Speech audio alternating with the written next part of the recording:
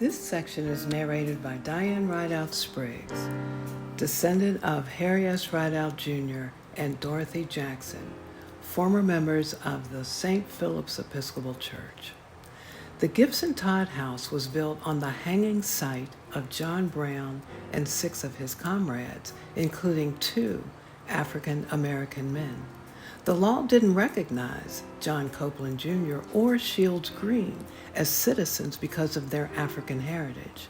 So, while others were charged with treason against the state of Virginia and other crimes, Copeland and Green were found guilty of murder and conspiracy to incite slaves to rebellion. At 25 years old, Copeland was a well-educated man from Oberlin, Ohio. To understand what inspired him to join Brown, we might look to his father. Originally enslaved in North Carolina, John Copeland Sr. was a preacher and actively involved in the Underground Railroad. Copeland grew up surrounded by abolitionists. During the battle in Harper's Ferry, cut off from his comrades by the local militia, Copeland was caught trying to drag a wounded friend across the Shenandoah River. From his jail cell, Copeland wrote letters to assure his family of peace he had found. Quote, "Let me tell you that it is not the mere act of having to meet death, which I should regret, but that such an unjust institution should exist as the one which demands my life. Thank God that he spared me time to make my peace with him." Unquote.